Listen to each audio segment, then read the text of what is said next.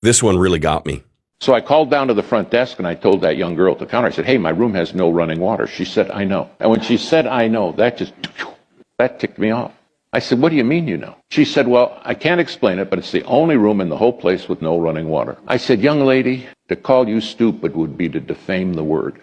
I said, you owe your mother an apology for the day you were born. And I just laid her. The words just kept coming. I sat in the seat of the scornful big time. Finally, after a couple minutes, I said, you still there? She said, yeah, I'm still here. I said, you got anything to say? She said, well, since you asked, I got one thing to say. I said, what's that? She said, I go to a Bible college where you come preach every year.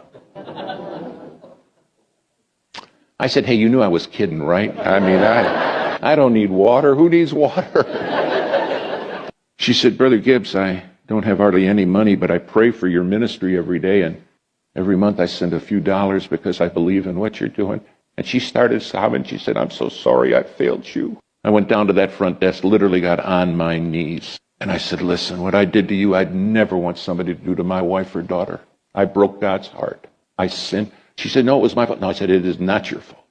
By the way, it doesn't matter what someone else has done. You're to command with love, and your speech is to be always with grace. Those are Bible commands.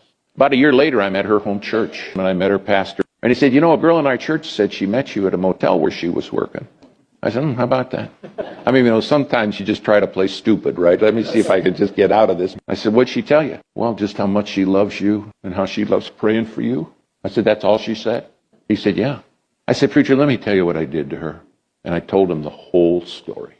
She didn't tell you any of that? He said, no. He said, Brother Gibbs, when you told her you owe your mother an apology for the day you were born, she doesn't know who her mother is. She has no idea what her birthday is. She doesn't know who her mother or father are. They found her in a... She has nothing except Jesus. And she never complains. I said, Pastor, I want what she's got. What does it take to make you? What does it take to make me?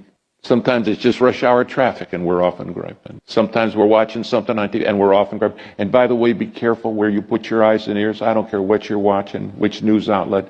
They're all griping. And they want you to gripe and be upset about what they're upset about. Whew. I think I got something in my eye.